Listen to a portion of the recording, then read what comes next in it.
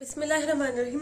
बच्चे हम लोग थ्योरम को डिस्कस कर रहे हैं लीनियर कॉन्ग्रुएंस के। लास्ट टॉपिक में हमने हाफ थ्योरम को कंप्लीट किया था, जिसमें हमने कहा था कि इसके एक से ज्यादा सॉल्यूशंस एग्जिस्ट करते हैं और वो किस तरह के सॉल्यूशंस थे। हमने कहा था ये सॉल्यूशंस हैं जो हमारे पास एग्जिस्ट करते हैं। अब हमने नेक्स्ट जो इसी थ्योरम का पार्ट प्रूव करना है वो ये है कि ये जो सोल्यूशन एग्जिस्ट करते हैं इनकी तादाद हमारे पास डी से ज्यादा नहीं हो सकती। वो जितना जीसीडी ए और एम का निकला था उतनी ही तादाद के हमारे पास सोल्यूशंस निकल सकते हैं। तो अब हमने प्रूव करना है कि इनके ये जो सॉल्यूशंस है इनकी तादाद डी है। तो इसको प्रूव करने के लिए हम लोग इससे कॉन्ट्राडिक्शन बात को प्रूव करेंगे कि नहीं हम लोगों के पास इसके डी ये जो यहाँ तक सोल्यूशन है इनके अलावा भी कोई सोल्यूशन एग्जिस्ट करता है जिसको हम एक्स डैश का नाम दे देंगे। Let X dash be an other solution other than these solutions. ठीक है, अब प्रूफ हमने ये करना है कि एक्स डैश हमारे पास एक ऐसा सोल्यूशन है जो इन बाकी सोल्यूशन से डिफरेंट है। अगर हमने ये चीज कॉन्ट्राडिक्शन के तौर पे प्रूव करनी है तो लास्ट में हमारे पास प्रूफ भी ये होगा कि जब एक्स डैश हमारे पास सोल्यूशन के तौर पे एग्जिस्ट करेगा तो वो उसकी फॉर्म वही होगी जो इनमें से किसी भी एक सोल्यूशन की फॉर्म है। तो लेट सबसे पहले यहाँ पे हमने ये करना है कि एक्स डैश हमारे पास इसका कोई भी एक सोल्यूशन है। अगर एक्स डैश हमारे पास सोल्यूशन है तो ये लीनियर कॉन्ग्रुएंस को लाजमी तौर पे हमारे पास सेटिस्फाई करेगा ही करेगा। नेक्स्ट चीज हम लोग जानते हैं ये सारे तो पहले से ही सोल्यूशन है, तो अगर ये चीज हमारे पास एक्स डैश के लिए सेटिस्फाई होती है तो एक्स डैश की जगह इनमें से कोई भी वैल्यू हम पुट कर दें उसके लिए भी ये कॉन्ग्रुएंस सेटिस्फाई होगी। तो ये कॉन्ग्रुएंस हमारे पास एक्स नॉट के लिए भी सेटिस्फाई हो सकती है। ठीक है, अब हमने कॉन्ग्रुएंस की प्रॉपर्टीज को डिस्कस किया था कि इन कॉन्ग्रुएंस की प्रॉपर्टीज में हमारे पास आपस में इन दोनों पोजीशंस को हम लोग चेंज कर सकते हैं। तो इनको पोजीशंस को अगर हम लोग चेंज कर सकते हैं तो बी की जगह ये चीज लिखी जा सकती है। तो हम लोग बी को रिप्लेस कर सकते हैं ए एक्स डैश के साथ या बी को रिप्लेस कर सकते हैं ए एक्स डैश नॉट के साथ, क्योंकि ये हमने कॉन्ग्रुएंस की सेकेंड प्रॉपर्टी को डिस्कस किया था कि ए और बी आपस में हमारे पास इंटरचेंजेबल है। हम उनको कॉन्ग्रुएंस में एक दूसरे की जगह लिख सकते हैं। तो हम लोग इस b को अगर रिप्लेस कर दें ए एक्स डैश ऐसे ही रहेगा, इस b की जगह मैं ए एक्स नॉट लिख सकती हूँ। ये बनेगा a x dash is congruent to a x not mod of m आ जाएगा। दोनों तरफ से देखें ए हमारे पास बल्कि अभी नहीं, कॉन्ग्रुएंस की डेफिनेशन लगाए वो हमारे पास होती है m डिवाइड करेगा हमारे पास a x dash minus a x not को a कॉमन निकाल लेते हैं, a डिवाइड करेगा a x dash minus x not को। दूसरी चीज हमें इस थ्योरम की स्टेटमेंट में ही बताई गई है और वो ये थी कि हमारे पास जीसीडी एग्जिस्ट करता है। जीसीडी अब वो क्या एग्जिस्ट करता था, हमने कहा था जीसीडी डी है जो कि किन दो इंटीजर्स का है, ए और एम का। तो हम यहाँ पे लिखेंगे एज वी नो दैट इस चीज के बाद कि D is the GCD of A M. तो इसका मतलब है डी डिवाइड करेगा ए को एंड डी डिवाइड करेगा एम को by definition of GCD. Divisibility की अगर प्रॉपर्टी लगाएं तो इसके लिए भी हमारे पास कोई इंटीजर हम कह देते हैं कि r एग्जिस्ट करेगा, इसके लिए कोई इंटीजर हमारे पास s एग्जिस्ट करेगा। और डिविजिबिलिटी की प्रॉपर्टी क्या बनेगी, a is equal to D R and m is equal to S D. अब ये जो a और m की वैल्यूज आई हैं यहाँ पे हमने इन दोनों को पुट कर देते हैं। तो m की जगह हम लोग क्या चीज पुट कर सकते हैं, वो हमारे पास बन जाएगा m की जगह हमारे पास आ जाएगा एस डी, ए की जगह हम लोग लिख सकते हैं डी आर और x dash minus x not हमारे पास एज इट इज आ जाएगा। इसके बाद हम लोगों ने क्या चीज करनी है, देखें डी दोनों तरफ से हमारे पास कैंसिल हो जाएगा और हमारे पास बचेगा पिछली टर्म एस डिवाइड करता है हमारे पास r x dash minus x not को। अगर आप याद करें हमने पीछे भी किया था कि अगर हम दो चीजों के ऊपर जीसीडी की डेफिनेशन को इम्प्लाई करते हैं तो दो इंटीजर्स जो हमने लिए होते हैं वो आपस में रिलेटिवली प्राइम होते हैं। इसका मतलब आर और एस ये जो हमने लिया है ये आपस में रिलेटिवली प्राइम होंगे, ये एक दूसरे को डिवाइड नहीं कर सकते। तो यहाँ पे तो आ रहा है एस और आर एक दूसरे को डिवाइड कर रहे हैं, तो इसका मतलब है लाजमी तौर पे अगर फिर ये पूरी चीज को ऐसे डिवाइड करता है तो वो आर को डिवाइड नहीं करता होगा, सिर्फ x dash minus x not को ही वो डिवाइड करता होगा। वो आर को क्यों डिवाइड नहीं कर सकता, क्योंकि एस और आर आपस में रिलेटिवली प्राइम है। दोबारा से यहाँ पे डिविजिबिलिटी की प्रॉपर्टी लगाई जा सकती है कि अगर a डिवाइड करता है b को तो हम लोग इसको लिख सकते हैं कि b इज इक्वल टू ए सी। तो अब यहाँ पे दोबारा से डिविजिबिलिटी की प्रॉपर्टी लगाएं तो इसका मतलब है x dash minus x not is equal to s h आ जाएगा। h कोई सा भी इंटीजर है जो हम लोगों ने लिया है।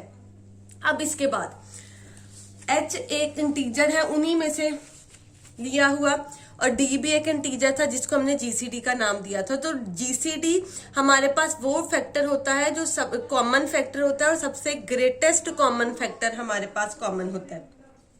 ये हमने यहाँ पे एक इंटीजर h लिया है। यहाँ पे आपने ये लिखना है कि ये जो हम इंटीजर h ले रहे हैं इसको लाजमी तौर पर d से ग्रेटर होना चाहिए।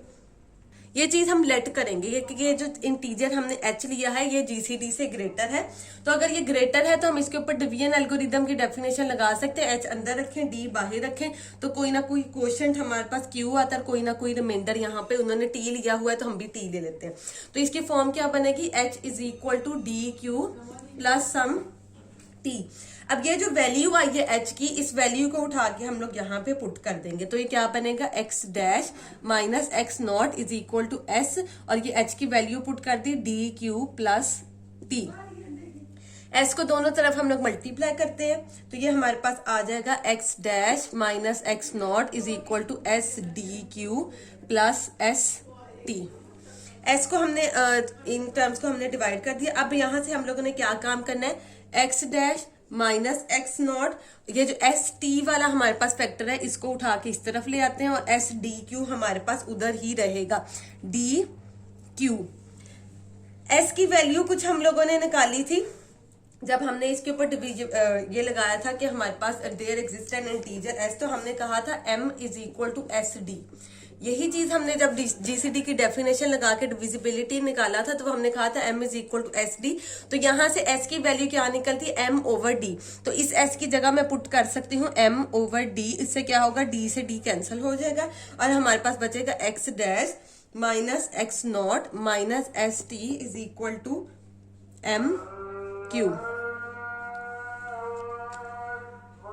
तो देखिए बच्चे, हम लोगों ने d से d कैंसिल हमारे पास कैंसिल हो गया तो हमारे पास m क्यू पीछे बचा।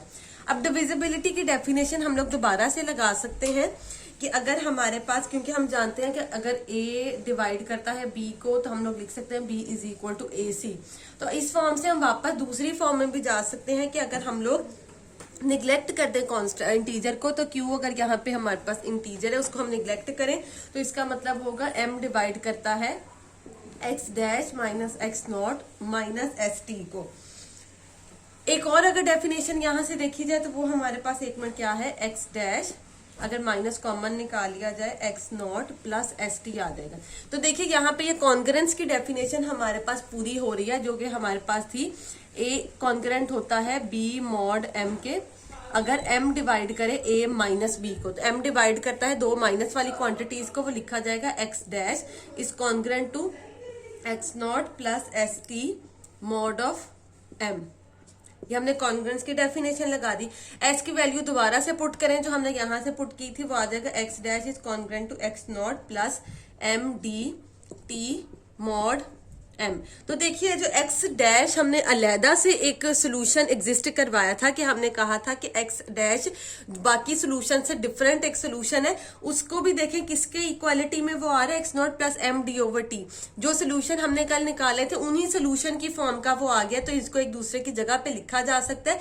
तो देखिए इसका मतलब है कि जो कल हमने सॉल्यूशंस पॉसिबल निकाले थे उनकी तादाद d ही है, क्योंकि अगर हम d के अलावा कोई भी नया सॉल्यूशन भी उनके लिए लेते हैं तो उसकी फॉर्म भी दोबारा से वही बन जानी है जो कि बाकी पिछले सॉल्यूशंस की फॉर्म थी। और अगर फॉर्म एक है तो उनको एक दूसरे की जगह लिखा जा सकता है, वो कोई डिफरेंट चीज नहीं है, एक दूसरे की जगह वही चीजें लिखी जा सकती हैं जो इक्वालिटी की बेस में है। और अगर ये कॉन्ग्रेंस में आ गई है तो कॉन्ग्रेंस की चीजों को भी हम आपस में एक दूसरे के इक्वल लिख सकते हैं। तो इसका मतलब है अगर हम उन सॉल्यूशंस के अलावा कोई भी नया सॉल्यूशन खुद से एग्जिस्ट करवा के ले भी लेते हैं तो उस सॉल्यूशन ने बाकी सॉल्यूशंस की ही कोई ना कोई फॉर्म हमारे पास इख्तियार कर लेनी है, जिसकी वजह से वो वही सॉल्यूशन बन जाएगा जो हम पहले हमारे पास मौजूद होगा।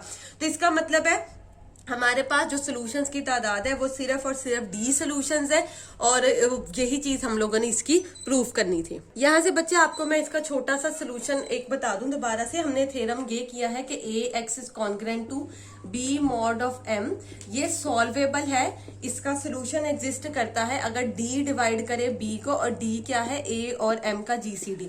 अब अगर आपको यहाँ पे कोई क्वेश्चन दे दिया जाए तो आप लोगों ने क्या दो चीजें चेक करनी है वो मैं आप लोगों को बता दूं।